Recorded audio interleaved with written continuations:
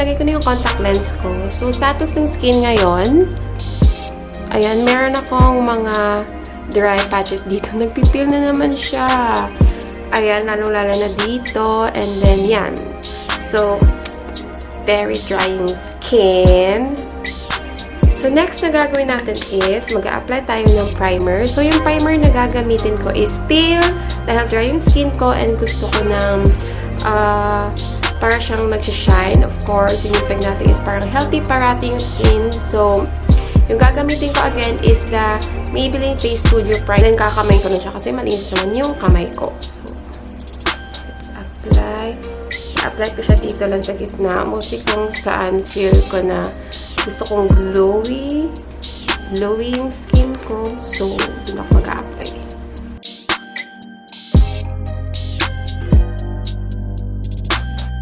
So, ayan pala, meron pa rin ako ano dito, yung peeling part. So, yun. So, I hope lang, good luck sa eyeshadow ko mamaya. We're going for foundation, of course, kasi makeup tutorial to. And then, magpa-foundation ako. So, I'm going to use a cushion foundation. And yung napili ko is the Lights Camera Action Superface in the shade 02. So, ilalagay ko na lahat ng products sa description box or where you will buy it if you're here in UAE. But for sure, pag sa Pilipinas, madami ka mapipilan nito na online shop. But then, of course, quarantine. So, we might use what we have. So, this cushion foundation pala, it dries out matte. So, of course, ako yung hindi mahilig sa powder. So, hindi ako mag-set ng powder, kundi ito na lang as is. And yung nagustuhan ko dito, kasi kaya niyang i-cover yung mga discoloration ng face mo. For example, dark under eye, ayun, na-neutralize niya. Yun nga lang, matte siya. So, sabi ko, good luck na lang sa nag-flake na part ng face ko. So,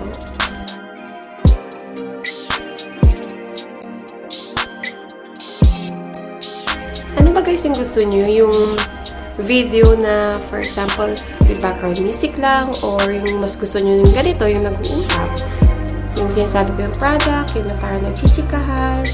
So, yung ganon. And nga pala, nag-gift ako for 1 week. Kaya, this is my second to the last. And then, it's all done, baby. I'm back to hustling na naman. And at least, I should be thankful kasi meron akong trabaho. I'm planning to use this MAC na NC30 to conceal my stubborn pimple mark. But then, sige, conceal natin yan para at least flawless siya. So, yep, ayan. Kundi-kundi. Ayan. So, ito, alam mo. Seldom ko lang talaga ginagamit tong concealer na to. Kasi, sobrang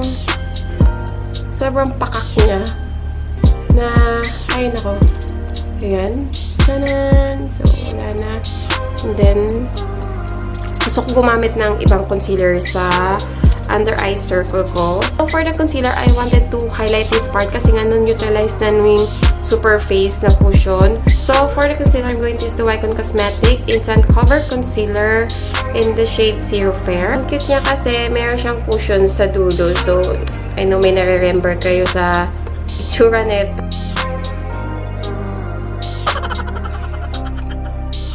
Huwag na nating pag-usapan, okay? So, ayan, let's twist it up and ayan!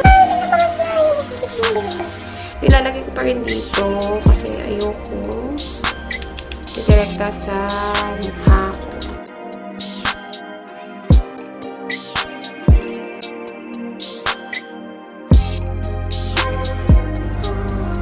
Blend na natin gamit yung sponge. So, sabi ko nga, this is the all-cover Diana kind of sponge. And alam mo ba, big fan talaga ako ni Miss Anna Kay. Yung isa pala ng vlog niya, yung sa mga dogs. Fan na fan pa naman ako ng mga aso. So, yun, cute. And gusto ko kasi yung mga vlog ni Miss Anna Kay. So, yun. I'm hoping one day na meet si Anna Kay. Again, Miss Anna. So, ayan. I think enough na to. So, ayan yung sobra. So, dahil hindi na ako magsiset ng powder, and kasi matte na siya, ayan, if you're going to look it over, matte na siya, diba? I would next apply or make my eyebrows. So, for these eyebrows, kasi always yung peg natin maka-Korean, I would just follow the eyebrows na the way I groom my eyebrows. So, I make it straight again. Straight and, ayan o, straight Korean with a bit of point on the end. So, let's do this.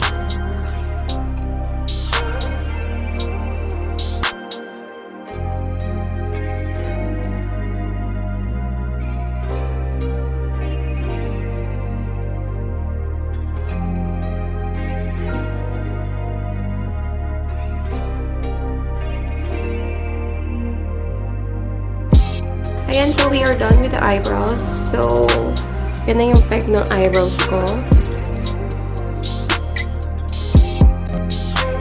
So, for the eyes, dahil mamaya, mas magiging focus ng attention natin is yung lips. That's why yung title nito is I Be the Cherry on Top. Ano nga yung title yung cherry on top? So, ito yung magiging cherry. So, dapat yung magiging eyes natin, although may hint siya ng pagka-red, but then, we're going to make it a bit subtle. So, I'm going first to add my base color, which is this from H&M in the shade Sahara Caravan, para lang ma-warm up yung mismo whole eyelids ko, yung parang magiging base niya.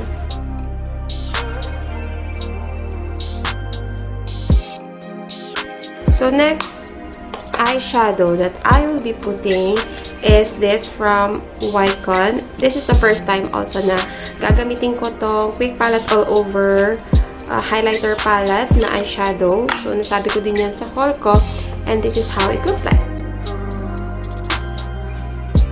So, now I am going to apply this. Ito siya ang parang warm eyeshadow over my eyelid. Pero mamaya magta-transition tayo sa outer.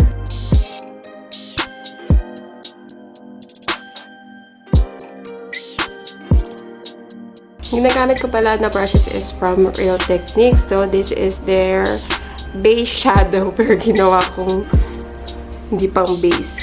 Yung kanina pala, it's the dome shadow brush. Yung ginamit ko pang base. So, I think this is enough. So, after we've applied our tint of berry, we are going to use another eyeshadow. This one is for the outer corners. And this is from H&M again in the shade Cup of Joe. So, parang coffee colored siya. This time, yung gagamitin kong brush, etong brush pala is free lang to from NYX nung bumili ako ng ano nila, ng cushion, powder cushion lipis. So, yun. And then, we will apply this dark.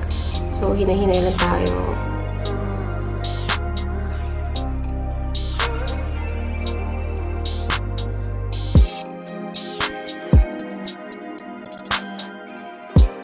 So, after natin nagawa yan, we're going to top it over with something shimmery para ma-merge tong darker and peach color. So, for that, I am going to apply this shade. Para siyang orangey pinkish color.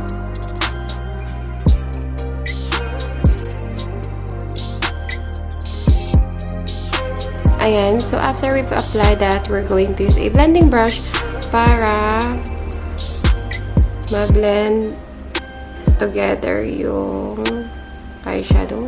So, for my lower lash line, I'm going to apply the Master Drama Nudes in the shade Rose Petal. So, para siyang glittery na eyeliner para ma-highlight lang yung ditong baba.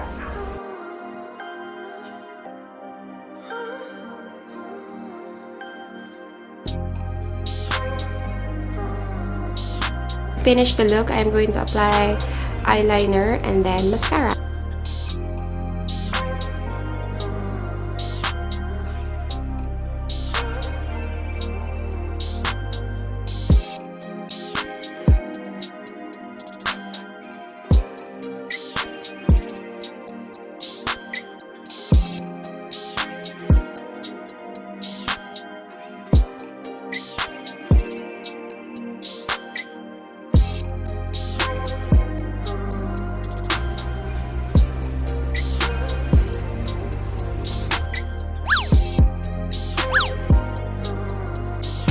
I decided not to apply the false lashes kasi I think that they're fine already, so let's just leave it like that.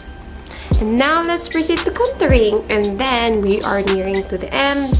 So for the contouring, I'm just going to contour my nose, and yung the rest, later na ako magkukontour. Hindi ako nagkukontour masyado dito kasi I think that ito parang may shallows na ako. So ginagawa ko is naglalagay na lang ako dito mismo ng parang binobronze ko na lang siya just so mabalik yung warmness ng face ko. So for the contour, I'm going to use the same eyeshadow that I use as a base, and ito lang yung malaking pointed na kabuki brush. So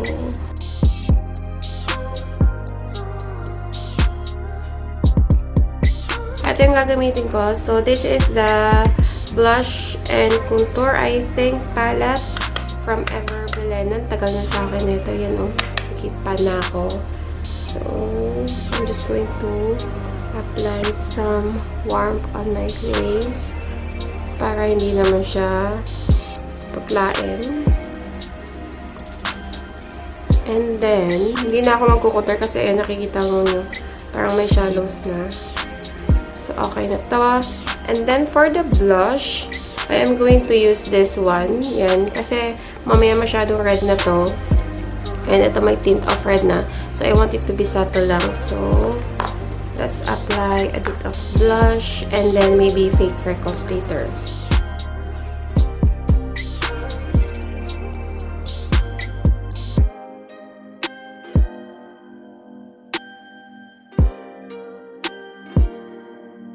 So now we are done with the contour and the blush.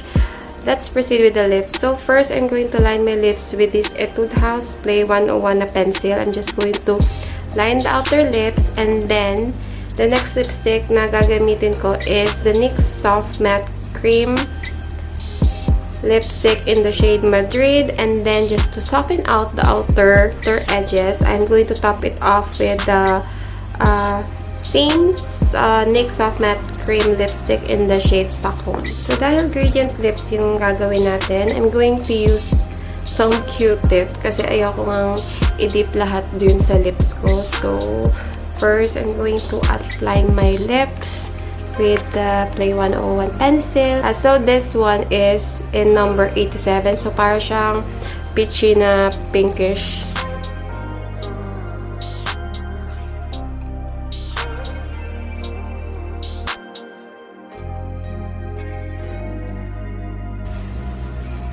Diba? Ang ganda ng kulay niya. Para siya tuloy natural lips mo lang. So, ayan. And then, now let's proceed for our cherries. So, we are going to use the shade Madrid. Madrid, yeah. So, we're going to use the shade Madrid. And then, kukuha lang ako from this using a Q-tip. Kasi, for sure, matapang-tapang yung kulay. And then, we are going to swipe it para maging parang ombre.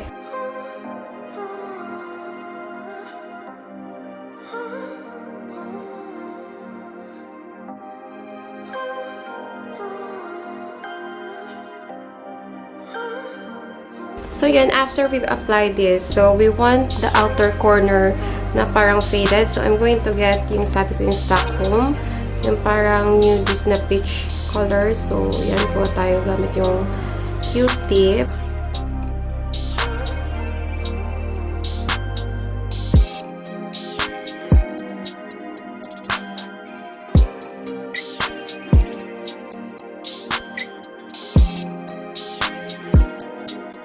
And then, tapos na yung lips natin. We're just going to apply the highlighter and we are done. So, for the highlighter, again, I am using the Sephora Wonderful Cushion. And as is, alam niyo na yung routine. Maglalagay na naman ako sa back of my palm. And then, right here.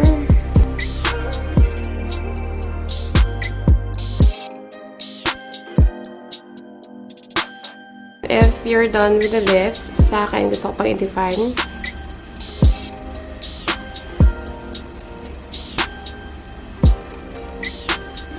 And I think gusto ko pa mag-add ng a bit of more blush.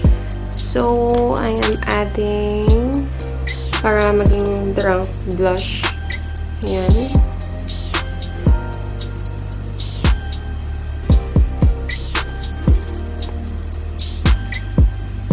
Dito lang, kasi although may blush na tayo, pero gusto ko lang i-define yung ditong part. And then, I think it's time to add the fake freckles. Ganyan siya, guys. Ganyan na yung look. So, for me, okay na to. But then, I just want to add a little bit of fake freckles using this eyeliner na ginamit ko sa eyes ko. So, okay ko na. So, for this one, okay na naman siya kasi di siya super dark, like jet black yung kulay. So, yung outcome niya is parang subtle pa rin. But then, make sure na hindi masyadong mapasobra yung paglagay nyo.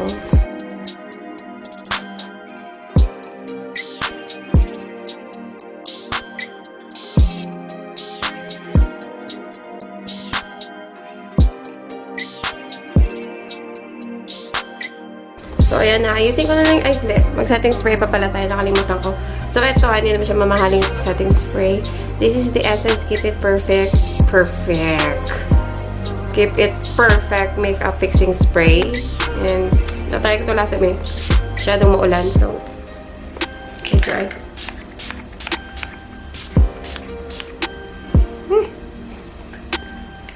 Lanin.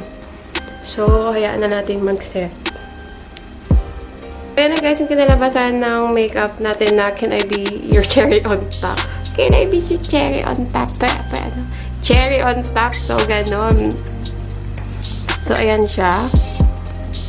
More yung focus natin sa lips. Kasi ito yung magiging cherry natin. And then, for the eyes, ayan. A little bit of reddish tint lang. Bawi lang tayo sa parang drunk blush. And then, di naman halata. Depende sa inyo kung gusto nyo mag-fake freckles. But, ayan. So, fix na natin yung self natin and time to make our wrap.